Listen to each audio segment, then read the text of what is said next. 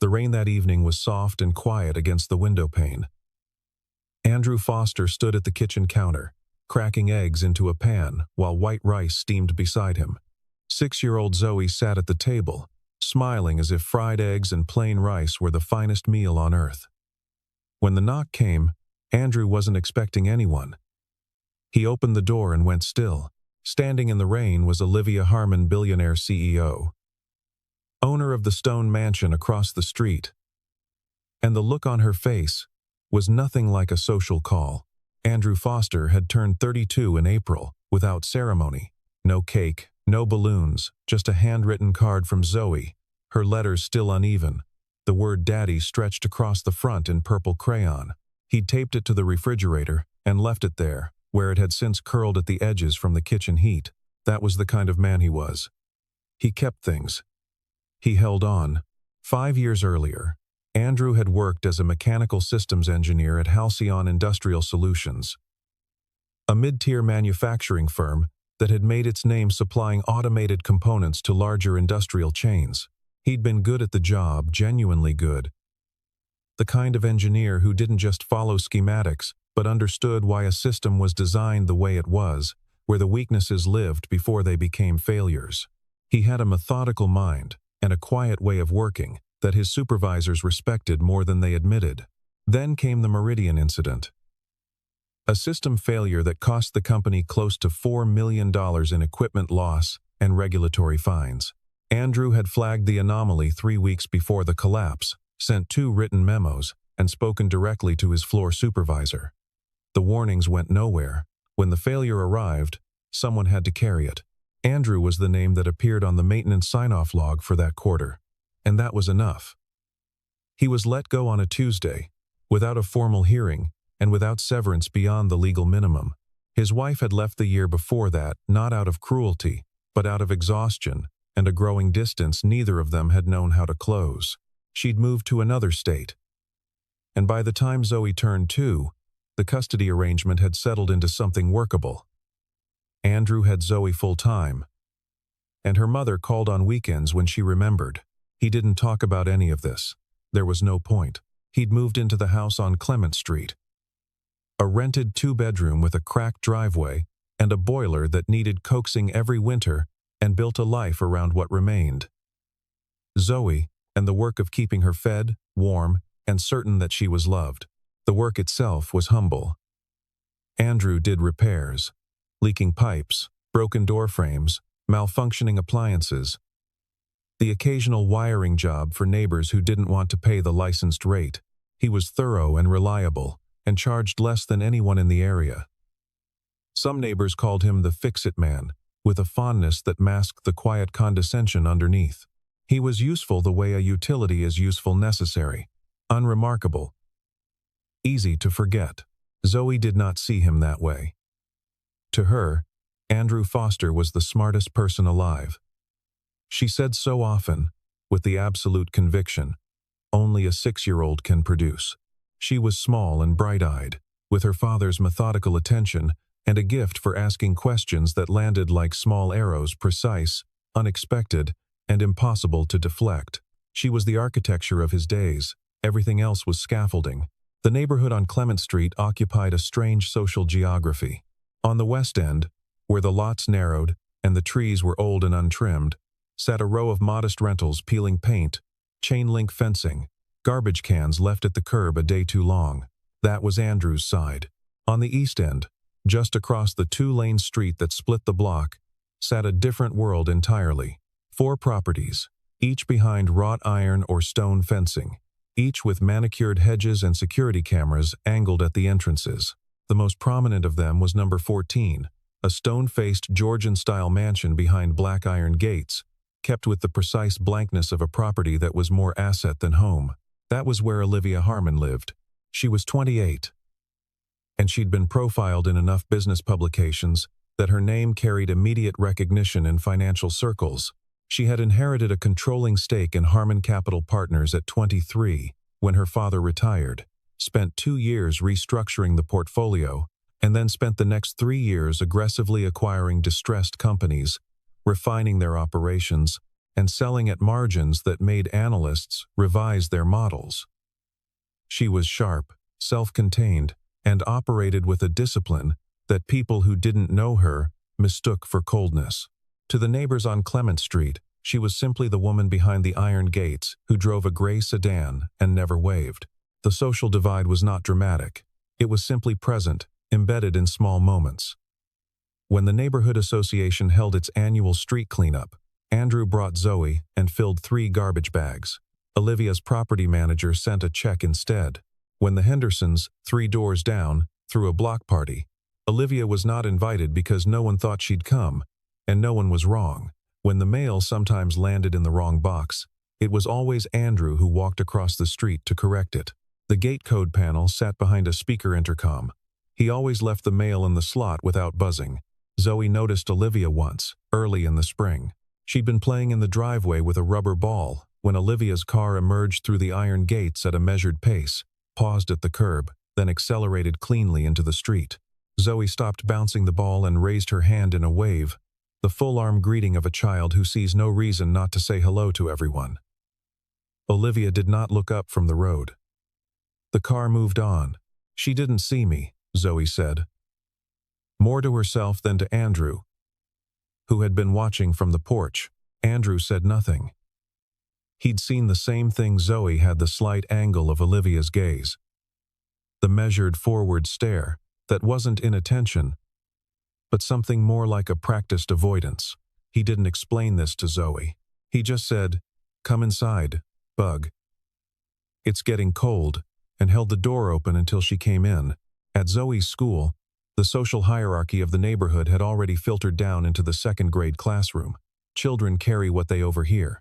One afternoon in March, Zoe came home quieter than usual, her backpack dragging from one shoulder. Andrew was in the kitchen repairing a cabinet hinge when she dropped into a chair and said, "Marcus said, my dad just fixes broken stuff." Andrew kept his eyes on the hinge. "Marcus is right. He made it sound bad." "People do that sometimes," Andrew said, and set the screwdriver down. He turned toward her. "Are you good at things?" Zoe considered this seriously. "I'm good at reading. And at building towers." "Then you know how it feels to do something well. That's what matters." She seemed to accept this. But Andrew sat with it long after she'd gone to bed. The silence of the house settling around him with its familiar, low weight. The knock came on a Thursday evening in late October, just after 7 o'clock, while Andrew and Zoe were midway through their dinner. The plates were simple. Fried eggs over white rice. A side of sliced cucumber. A glass of apple juice for Zoe, and water for Andrew. They had a routine with these meals. Zoe would describe the best part of her day before the first bite, and Andrew would listen with the full attention he'd learned to give her, the kind that children sense immediately and respond to with trust. She had just finished saying that she'd learned how to spell the word astronaut when the knock arrived. 3 clean strikes against the front door. Unhurried but firm. Andrew set down his fork, mildly puzzled. It wasn't the hour for deliveries, and the handful of neighbors who stopped by usually texted first. He wiped his hands on a dishcloth and crossed the small living room to the door. He opened it and said nothing for a moment. Olivia Harmon stood on his porch in a charcoal gray blazer, her hair gathered back from her face, a fine mist from the rain settling on her shoulders. She was not disheveled. She never appeared disheveled, it seemed, even standing in the rain. But there was something in her posture that Andrew read immediately. Her jaw was tight, her shoulders carried tension that she was working to suppress. She was a woman who had run out of other options and had arrived at this door the way people arrive at a decision they've been avoiding quickly, because there's no more time. "You're Andrew Foster," she said. It was not a question. "I am," he said. "I'm Olivia Harmon. I live across the street." She didn't gesture. She didn't need to. "I know," he said. She met his eyes for the first time in the 2 years they'd been neighbors. "I need your help with something in my house. A system that stopped working tonight. I've contacted 2 service providers, and neither of them could locate the issue." She paused, and Andrew could see the effort it took her to say what came next. "I've watched you work." In the driveway, on the neighbor's appliances. You fix things that other people say can't be fixed. Andrew leaned against the doorframe with a measured quiet. What kind of system? A smart security and climate integration unit. It controls access to most of the property. It's a custom-built platform, not commercial. The company that installed it went out of business earlier this year. She held his gaze steadily. I need it running by morning. There was a beat of silence. Daddy, Zoe's voice came from the kitchen table, bright and ordinary. My juice is almost empty. Andrew glanced back once, then returned to Olivia Harmon standing in the October rain, and said, "Give me a minute." He filled Zoe's juice glass, cleared her plate, and told her to pick a book from her shelf and wait for him on the couch. Zoe obeyed without protest, which meant she could feel something in the air children always can. She chose a picture book about a whale who couldn't find the ocean, tucked her feet underneath her on the cushion, and said nothing more. Andrew stood in the kitchen doorway for a moment. The light from the living room reached the side of his face, and there was a long stillness in him that had nothing to do with uncertainty about Olivia Harmon's request. The uncertainty was older than that. He had not touched an integrated system since the Meridian incident. The work he did now, cabinet hinges, leaky taps, a circuit breaker that needed resetting, was deliberate in its smallness. He had chosen work that could not hurt anyone. Work where the stakes topped out at a loose pipe fitting or a sticky garage door. The territory was manageable. It asked nothing of the version of him he had locked away. And now someone was at his door asking him to step back into exactly the kind of work that had ended his previous life. He thought about telling her no. He rehearsed the sentence. "I'm not the right person for this." Polite and final. He could see how it would go. She would nod, perhaps briefly frustrated, and return across the street. And by morning she would have found someone with the right credentials and the right insurance, and nothing would have changed. He walked back to the front door. Olivia was still on the porch, standing in the rain with a patience that read less like calm and more like someone who had committed to waiting and would not be moved. "I should tell you," Andrew said, "that I haven't worked with integrated systems in several years. I'm not a licensed technician for this kind of platform." "I know what you are," she said. "I'm not looking for a license. I'm looking for someone who can actually think." That landed differently than she may have intended. He was about to respond when Zoe appeared in the hallway behind him, the whale book pressed against her chest. She looked past Andrew at the woman on the porch, with the frank curiosity of a child who knows she shouldn't interrupt but can't quite stop herself. She glanced at her father, then back at Olivia, and said simply, "Dad, you always fix things." He looked at her. "You just do," she added, as if the logic were obvious. He turned back to Olivia. "I won't accept payment unless it works," he said. "Those are my only conditions." She held out her hand. Agreed. He carried only a small canvas bag of tools, multi-bit screwdriver, voltage tester, cable tracer, a tablet with offline diagnostic software he'd written himself years ago and never deleted. He'd kept the tablet the way a retired soldier might keep a sidearm in a box in the closet, not using it, not quite willing to let it go. The inside of Olivia's house was not what he expected. He had assumed a mansion would perform its wealth, loudly vaulted ceilings hung with chandeliers, walls crowded with art. What he found instead was an interior that was precise and sparse, almost austere. High ceilings, yes, but with clean, unadorned lines. Furniture chosen for proportion rather than display.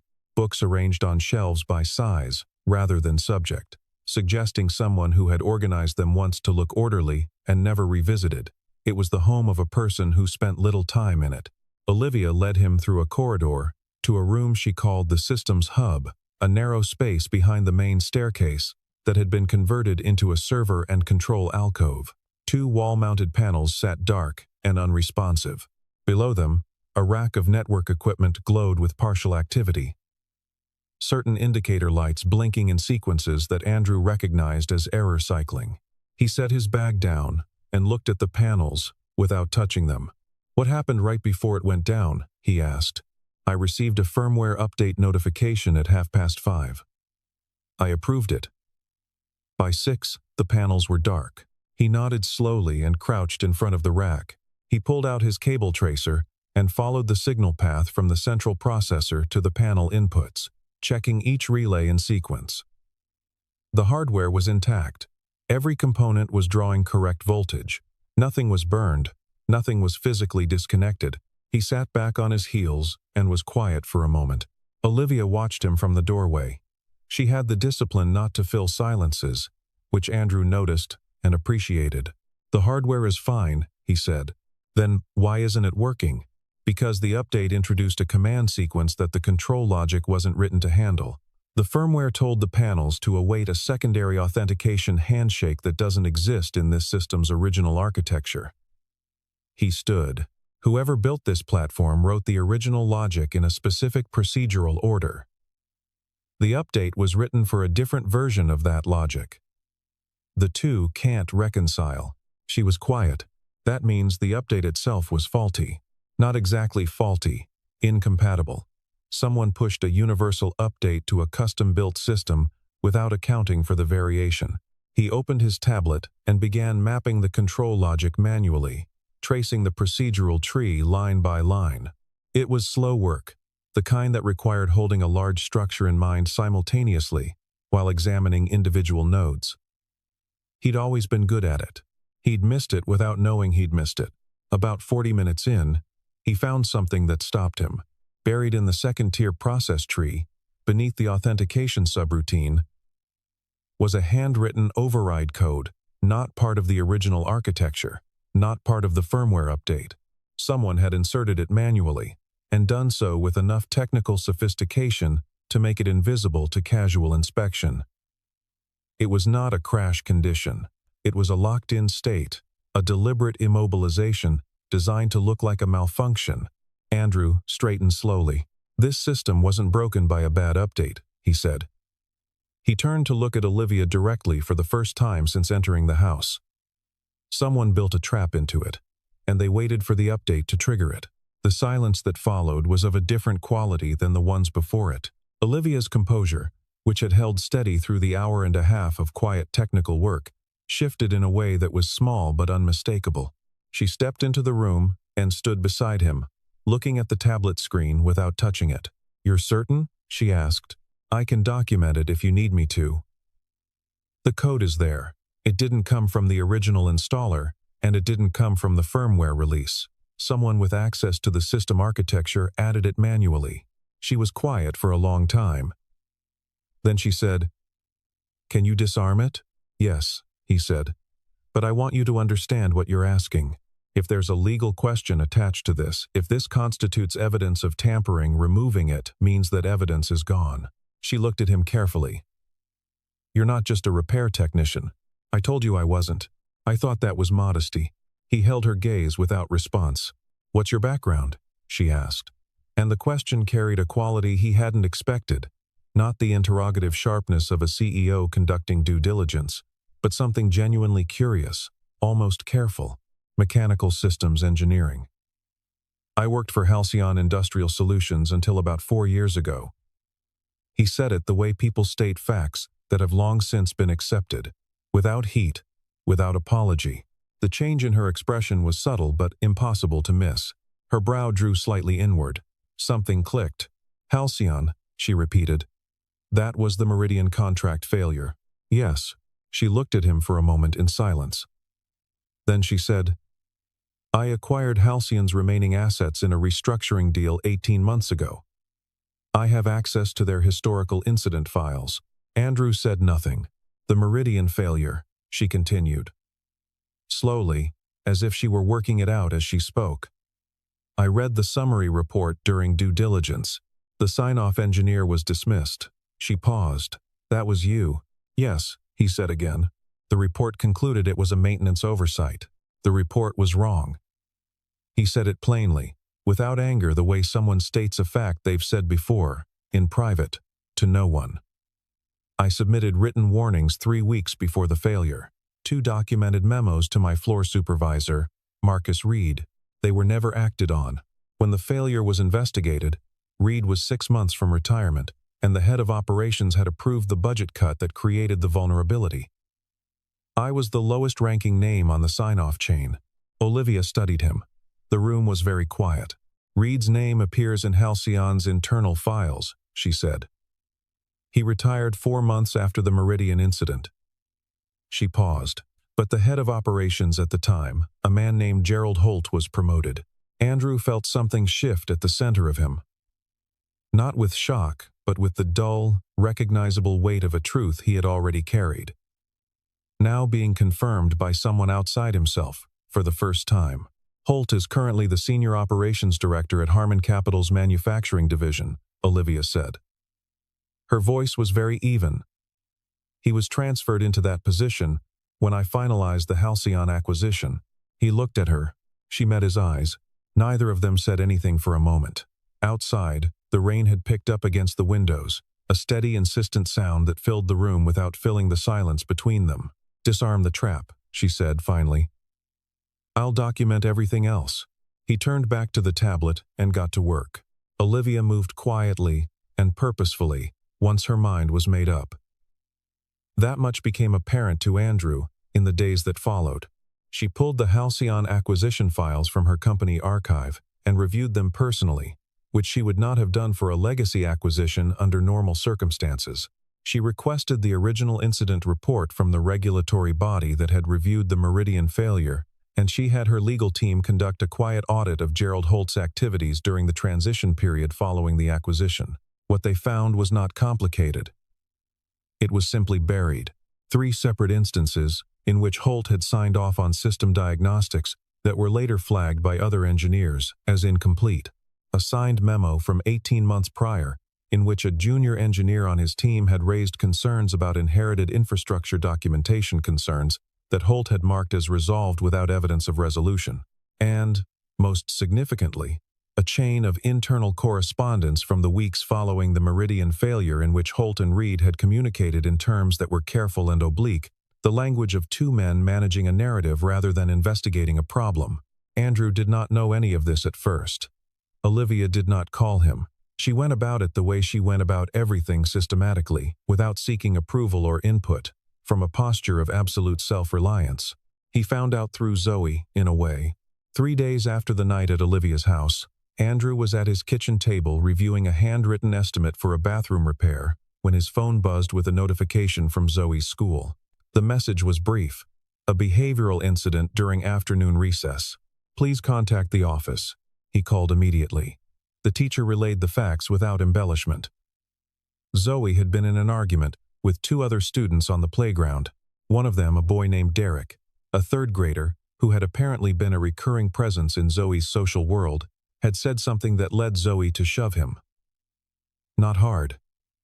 No one was hurt. But it was the first time Zoe had ever raised a hand to anyone, and Andrew heard that in the teacher's voice before the teacher said it. He was at the school in 12 minutes. Zoe sat in the front office with her arms crossed and her eyes fixed on the middle distance, which was the posture she used when she was refusing to cry. Andrew sat beside her and waited until the office administrator had stepped away. "What happened?" he asked quietly. She kept her eyes forward. "Derek said your job is fixing broken things because you broke something important a long time ago, and no one let you do the real job anymore." The simplicity of it was almost physical. "He said it in front of everyone," Zoe added. Her voice was very controlled. "He said it like it was funny." Andrew did not respond immediately. He let the silence sit for a moment, the way he let difficult things sit before he addressed them, giving himself time to choose accurately. "Did you shove him because of what he said about me?" he asked. A long pause. "I shoved him because he said it like I should be embarrassed about you." Her jaw was tight. "I'm not." He looked at her. Something old and quiet moved through him, grief and pride arriving together.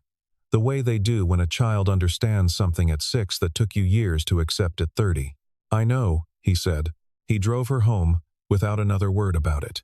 That evening, he sat for a long time on the porch steps after she fell asleep, and for the first time in 4 years, he let himself wonder whether the silence he'd chosen was truly peace, or simply the posture of a man who had stopped believing his own account of his life was worth defending. The question arrived, for the first time, with an answer he wasn't afraid of. Olivia called on a Sunday. "I need you to come to a board presentation on Wednesday," she said. without preamble. "I've reviewed the Halcyon materials. I've spoken with my legal team. There are questions that need to be answered in front of the full operations leadership. And your testimony, your account of what happened at Meridian, is the piece the record doesn't have." Andrew stood in the kitchen while Zoe ate cereal at the table behind him. "I don't want to be involved in a boardroom process," he said. "I understand that," she said. "But Gerald Holt currently oversees 230 people in a systems-critical division. If the documentation is correct, and it is, he has spent 4 years in a position of authority that he earned by contributing to your dismissal. That information belongs on the record." He said nothing. "You don't have to speak for yourself," she said, and her voice was quiet but not soft. "Speak for the systems. Speak for what happened at Meridian and why. That's what you know." It was precisely the right thing to say to him. The meeting was held on a Wednesday morning in a conference room on the 14th floor of Harman Capital's downtown headquarters, a clean, glass-walled space with long views of the city, and a long rectangular table at which 9 people were seated when Andrew and Olivia arrived. Gerald Holt sat at the midpoint of the table, silver-haired and composed, wearing the easy authority of a man who had never expected to be asked to account for himself. Olivia opened the meeting with a procedural formality that Andrew recognized as deliberate. She introduced the agenda without drama. A review of systems integrity issues inherited from the Halcyon acquisition, with specific reference to the Meridian failure and its associated documentation. She did not introduce Andrew by name or role. She simply set his materials on the table and let the room read them. The first thing Andrew said was this: "I'd like to walk through the Meridian failure sequence technically, without interpretation, just the systems record, the communication record, and the sequence of events. Everything I say can be verified against existing documentation." Then he did exactly that. He spoke for 40 minutes. He laid out the system architecture, the vulnerability that the budget reduction had introduced, and the precise nature of the failure that had resulted.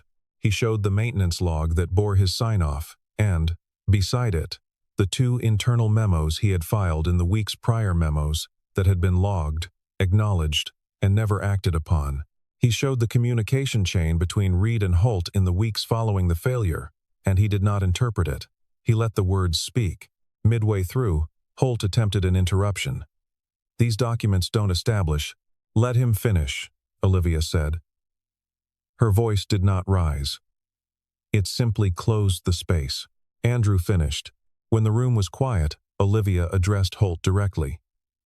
"The failure at Meridian was not caused by a maintenance oversight. It was caused by a resource decision made above the engineering level, flagged in writing by the assigned engineer, and then misrepresented in the subsequent investigation. The engineer was dismissed. The individuals who made the causal decisions were not. That is the finding." Holt was still. The composure he had carried into the room had not broken. Exactly. But it had gone hollow, the stillness of a man realizing that the room had already reached its conclusion before he was asked to speak. 2 days later, his resignation was processed. Olivia's legal team referred the matter to the original regulatory body for review. Andrew did not attend any further proceedings. He had said what was true, and the record now contained it, and that was enough. What he felt on the drive home was not triumph. It was something quieter and more durable, the particular lightness of a thing that has been carried alone for too long finally being set down in the right place. Olivia called him once more that week, on a Friday afternoon, to inform him that she'd formalized a request to have his dismissal from Halcyon reviewed by the original regulatory authority. She also told him that the systems engineering position that had been restructured out of the Meridian-era organization had been reinstated in the new operations model, and that she would be extending him a formal offer of employment at a senior technical consulting level. He told her thank you. He told her no. There was a pause on the line. "You don't want your career back? I want my life back," he said. "I think I'm getting that without a job offer." She was quiet for a moment. Then, carefully, "Is there something I can do that would actually be useful to you?" He thought about it. "The schools in this district are underfunded. Zoe's classroom has 2 broken computers. I've been meaning to fix them, but the parts cost more than the school can spend. Another pause. "I can arrange that. That would be useful," he said. She arranged it within 3 days. 2 refurbished units, properly spec'd, delivered with installation. Zoe came home from school with a computer with legs running down a hallway and presented it to Andrew as a gift of public record. After that, Olivia began appearing on Clement Street in ways that were small and non-committal. She was seen in the driveway of number 14, without the usual efficiency of departure, standing for a moment in the early evening air, looking at nothing in particular. She brought Andrew a coffee one morning, wordlessly, while he was working on the Hendersons' fence, and left before he could thank her. She stopped driving past Zoe, without acknowledging her. Not a wave exactly, at first just a pause, a momentary softening of the forward gaze. Zoe noticed all of it. Zoe noticed everything. She began reporting Olivia's appearances to Andrew, with the meticulous frequency of a small scientist compiling field observations. "She parked by the gate for a long time today. She smiled at me when I was getting the mail. She has a nice coat." Andrew received these reports with the measured stillness of a man who was paying closer attention than he let on. He did not seek Olivia out. He did not manufacture reasons to cross the street, but he stopped pretending not to see her. And when she stood near enough to talk, he talked carefully at first, and then with a gradual ease that surprised him by its appearance. She was not warm in the conventional sense. She was precise. She listened the way engineers listen for structure, for the load-bearing pieces of what was being said. He found he trusted that. He had not trusted anyone like that in a long time. November arrived the way it always did on Clement Street, with cold mornings and leaves banked against the chain-link fences and a quality of late-afternoon light that turned everything amber and slightly unreal. The maple beside Andrew's driveway had gone fully red by the first week of the month, and Zoe had been collecting its fallen leaves and pressing them between the pages of books with the purposeful archiving of someone who intends to remember. On an evening in the second week of November, Andrew stood again at the kitchen counter. The pan was on the stove, the oil just beginning to heat, and white rice was cooking in the pot beside it, the same geometry of a meal as any other quiet Thursday. He had been thinking, in the unhurried way of a man with a calm house and a sleeping child, about what the next year might look like. Whether he'd take on more substantial repair contracts, whether he'd let himself start writing down the system architecture ideas that had been accumulating in the margins of his notebooks for years, unbidden, unstoppable. The knock came just after 7. He turned off the burner, the eggs could wait, and crossed to the door. Olivia stood on the porch. She was not in her office clothes. She wore a plain dark jacket over a sweater, her hair down, and she was holding a covered dish in both hands with the careful grip of someone who had not carried food very far and was determined not to drop it. There was something in her posture that Andrew had never seen before. In all the months he had watched her move through the world, with her trained, professional exactness. She looked uncertain. And she had come anyway. "I made soup," she said. She paused. "It took me 3 attempts." He looked at the covered dish. He looked at her. "I realized," she continued, in a tone that was working very hard to be matter-of-fact, "that I don't know how to do this. Simple things. Cooking a meal. Sitting at a table without an agenda." She shifted the dish slightly in her hands. "I'd like to learn. I thought you might be willing to show me." There was a long moment. From the hallway behind, Andrew came the sound of small feet on the hardwood, and then Zoe appeared in her pajamas, blinking in the hall light, a book still tucked under one arm. She looked at Olivia and at the covered dish and made her assessment with 6-year-old speed. "Is that soup?" she asked. "It is," Olivia said. "Does it need to be fixed?" A sound escaped Olivia that was brief and surprised, and Andrew recognized the first genuinely unguarded thing he had ever heard from her. It was almost a laugh. "Probably a little," she admitted. "Dad can fix it," Zoe said simply, and turned back into the house. "Come in. We're having dinner." Olivia looked at Andrew. He held the door open. She stepped inside, out of the November cold, carrying her soup and her uncertainty, and the particular quiet bravery of a person who is learning, for the first time, that simple things are not small things. The door closed behind her. the porch light stayed on. Inside, the sounds of an evening meal began: the clink of bowls, the low voice of a father, the laugh of a child, and the careful, tentative presence